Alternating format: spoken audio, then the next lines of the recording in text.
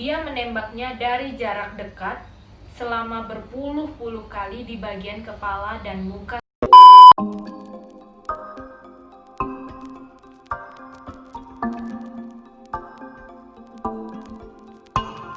Hai guys, welcome to my channel. Nama aku Arlin. Terima kasih banyak buat kalian yang sudah klik video ini. Dan di sini aku bakal upload setiap minggunya tentang misteri, criminal case, and vlog. Tapi itu mungkin guys, vlog itu masih mungkin.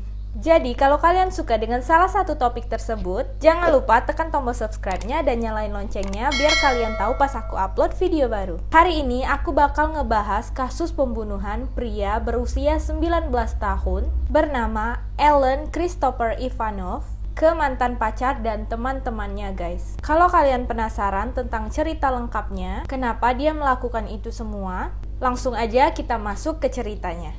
Alan Christopher Ivanov berusia 19 tahun, berasal dari Washington, Amerika Serikat. Alan adalah seorang insinyur perangkat lunak serta mahasiswa di Universitas Washington. Dia memiliki nilai yang sangat bagus dan berasal dari keluarga yang sangat baik. Ia diadopsi sejak masih kecil. Orang tuanya itu adalah imigran asal Rusia guys. Dan mereka ini sangat kaya. Mereka memberikan semua yang mungkin dia butuhkan untuk tumbuh menjadi seorang pria yang dewasa. Orang tuanya ini adalah orang tua yang sangat penyayang. Mereka benar-benar memuja anak laki-laki inilah guys. Jadi saat Alan ini bertumbuh dewasa, dia itu seperti keajaiban lah bagi orang tuanya. Dia ini memiliki kehidupan yang sangat diinginkan oleh remaja-remaja di usianya. Seperti dia memiliki kehidupan sosial yang sangat baik, memiliki teman-teman, memiliki wajah yang tampan. Sekelompok gadis-gadis di universitinya tertarik kepadanya dan dia sangat kaya.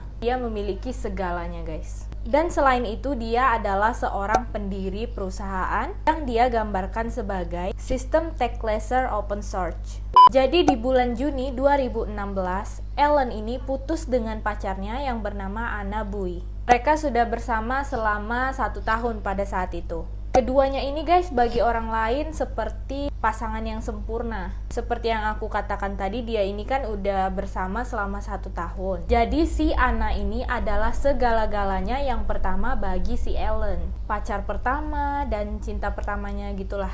Alan ini menggambarkan Anna ini sebagai gadis impiannya. Tapi aku nggak tahu guys dia ini putusnya karena apa gitu. Tapi kemudian setelah seminggu mereka putus, Alan ini merasa dia bersalah guys kepada Anna Bui. Alan ini menyadari bahwa dia mungkin telah membuat kesalahan. Dan dia ini menyadari guys bahwa dia ini menginginkan Anna Bui itu kembali untuk menjadi pasangannya. Dan dia ini selalu memberitahu teman-temannya bahwa dia ini sangat ingin kembali dengan Anna Bui. Alan ini pengen banget lah balikan gitu, sampai dia tuh ngomong-ngomong ke teman-temannya gitu bahwa dia tuh pengen banget balikan sama Anna ini lagi. Tapi guys, sepertinya Anna ini udah move on. Jadi si Alan ini mendengar desas-desus dari temannya bahwa Anna ini sepertinya sudah memiliki laki-laki lain. Kalian tahu lah ya, biasanya kalau di sekolah menengah atau university gitu ada gosip-gosip gitulah. Dan Anna ini juga telah memberitahu teman-temannya bahwa dia ini tidak menyukai si Alan lagi dan tidak mau terburu-buru mengambil keputusan untuk kembali berpacaran bersama Alan. Karena kan baru saja putus, jadi dia ini nggak mau buru-buru buat balikan gitu. Karena Anna ini merasa tampaknya tidak ada alasan lagi buat mereka itu kembali bersama. Dan orang-orang atau teman-teman si Alan ini yang mengenal dialah mengatakan bahwa ketika Alan ini mengetahui bahwa Anna tidak benar-benar ingin kembali kepadanya, sesuatu tuh kayak telah berubah gitu guys dalam otaknya. Dia tuh menjadi stres dan sangat-sangat membenci si Anna ini. Jadi kayak semacam depresi gitulah guys, depresi putus cinta, tapi ini tuh depresinya parah banget menurut aku. Pada tanggal 29 Juli 2016, teman SMA mereka memutuskan untuk mengajak semua orang ke rumahnya seperti pesta reunian SMA gitulah ya. Jadi Alan ini sampai ke mobilnya sekitar jam 10 malam. Dia pergi ke rumah teman SMA-nya yang sedang mengadakan pesta itu. Dia masuk ke dalam rumah tempat pesta itu dimulai dan di sana tidak banyak, hanya sekitar 20 orang. Dan ternyata Anna adalah salah satu dari 20 orang tersebut. Dan dia jadi tahu nih bahwa si Anna ini ada di pesta tersebut. Karena 20 orang, jadi mereka ini mungkin bertemu lah guys satu sama lain. Mungkin juga mereka saling menyapa, tetapi mereka benar-benar tidak saling berbicara. Seperti yang semua orang lihat di sana, mereka itu kayak saling menghindar gitulah. Tetapi si Alan ini tidak berada di pesta itu untuk waktu yang lama. Setelah beberapa menit dia pergi begitu saja. Dia tidak menyetir pulang atau apapun, dia cuma duduk di dalam mobilnya.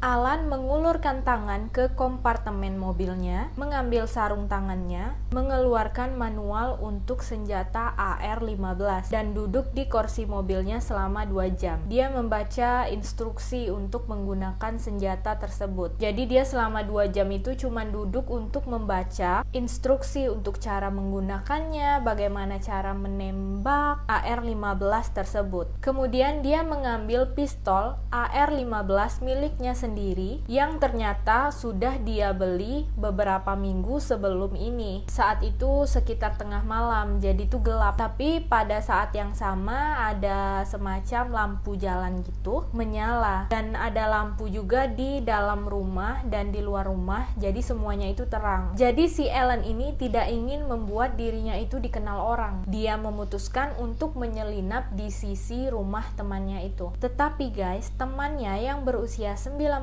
tahun bernama Jack Long melihat dia nih menggunakan senjata itu dan mau menembak orang di dalam rumah pesta tersebut. Temannya ini kaget dan mulai memohon dengan Alan dengan mengatakan no atau tidak. Dan kemudian temannya ini berbalik untuk berlari guys. Tetapi si Alan ini menembakkan 3 peluru di punggung temannya. Jack pun kemudian jatuh di lantai di mana dia berdiri tepat di sebelah jalan setapak taman dan meninggal seketika. Dan kemudian Alan Ivanov ini berjalan menyusuri jalan setapak taman, melewati korban pertamanya dan menuju ke rumah pesta. Tetapi sebelum dia masuk ke rumah ini guys, dia bertemu lagi dengan 2 orang temannya berusia 19 tahun Jordan Ebner dan 18 tahun Will Kramer. Alan mengarahkan pistol ke Will Kramer, menembaknya di bagian bahunya, dan kemudian setelah dia menembak Will Kramer, dia mengalihkan pandangannya ke Jordan. Saat itulah Will ini merangkak pergi guys, dan dia selamat dari tembakan itu. Dia dibawa ke rumah sakit dan dia bisa pulih dalam waktu 1 bulan. Namun temannya satu ini lagi, Jordan, dia tidak seberuntung itu guys. Ketika Alan mengalihkan perhatian kepadanya tadi, dia menembaknya sekali dan Jordan Ebner meninggal di tempat seketika. Setelah itu, Alan masuk ke rumah pesta dan langsung mencari mantan pacarnya ini, Anna Bui. Dia melihat Anna lagi duduk di meja dapur. Dia langsung menghampiri Anna dan langsung menembak Anna, guys. Dia menembaknya dari jarak dekat selama berpuluh-puluh kali di bagian kepala dan muka si Anna. Dan sama juga seperti Jordan, Anna meninggal di tempat seketika. Setelah itu guys, semua orang panik dan mereka berusaha keluar nih dari rumah tersebut. Kemudian Alan naik ke lantai 2 untuk menuju ke balkon dan mulai menembaki orang-orang yang sedang berlari. Ada satu orang nih yang kakinya tertembak dan peluru itu membakar kulitnya. Tapi untungnya orang ini masih selamat guys. Di sini tuh banyak sekali orang-orang yang mencoba bersembunyi dari si Alan ini. Dan saat itu juga peluru si Alan ini sudah habis. Dia pun kabur dari rumah tersebut, memasuki mobilnya dan pergi begitu saja. Untungnya salah satu temannya ini mengenali itu adalah Alan Christopher Ivanov. Dan disinilah guys, temannya itu langsung menelpon polisi. Polisi berhasil melacak ponselnya Alan dan mengetahui lokasinya. Selama 90 menit polisi mengejar Alan guys. Dan selama 90 menit tersebut Alan sudah mengendarai mobilnya 160 km per 90 menit guys. Dan itu ngebut banget ya guys. Dia memang berusaha untuk benar-benar kabur dari polisi. Namun pada saat itu untungnya dia ketangkep sama polisi. Tapi dia cukup kooperatif ya. Dia dengan tenang masuk ke dalam mobil polisi. Dan dia bilang nih guys di sini kepada polisi bahwa dia melakukan tindakan tersebut itu tidak sengaja. Anehnya sih ibu Ellen ini seperti punya firasat bahwa anaknya lah penembak di rumah itu. Karena dia ini menelpon polisi sebelum Ellen tertangkap guys. Ini kayak insting seorang ibu lah guys. Dan pada saat polisi ini mengecek ponsel Ellen, polisi ini sangat terkejut guys. Mereka menemukan banyak sekali teks yang mengarah kepada Ellen kalau memang ini adalah rencananya. Dan rencana ini sudah berminggu-minggu yang lalu. Setelah Ellen menembaki teman-teman dan mantan pacarnya, dia mengirim pesan kepada teman-temannya bahwa dia sudah membunuh Anna Bui. Dan saat polisi melihat lagi lebih jauh, mereka terkejut guys, karena berminggu-minggu sebelumnya dia sudah mengirim pesan kepada beberapa temannya yang berisi begini guys: Ellen Ivanov adalah penembak yang akan datang. Jadi sudah bisa dilihat ya dari sini bahwa ini benar-benar sudah direncanakannya. Dan ternyata juga berminggu-minggu sebelumnya si Ellen ini sempat membuat akun Twitter dan Instagram. Di Twitternya dia menulis tweet ini: "Ini adalah tweet pertama dan terakhirku. Aku sudah mengalami semuanya."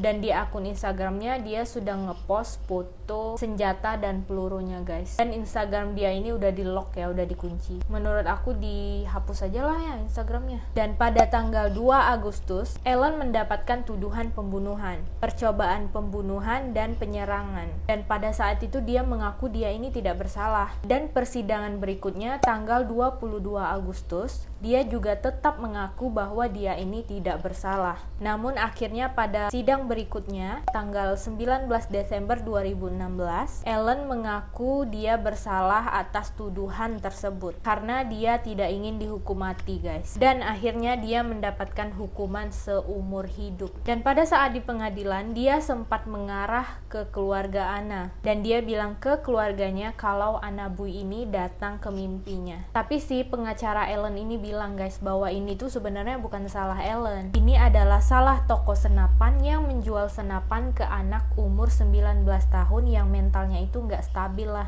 Tapi menurut aku itu tidak masuk akal karena Ellen lah yang menggunakan senjata itu dengan tidak benar dan dialah yang telah membunuh mantan pacarnya dan teman-temannya. Menurut kalian gimana? Tulis opini kalian di bawah ya. Apakah si Ellen ini bersalah atau toko yang menjual senapan itu ke Ellen yang bersalah? Jadi terima kasih banyak buat kalian yang sudah nonton. Jangan lupa di like video ini kalau kalian suka dengan topik yang aku bahas. Jangan lupa juga follow Instagram aku @arlinsyafitri. Dan sampai jumpa di video berikutnya. Bye guys!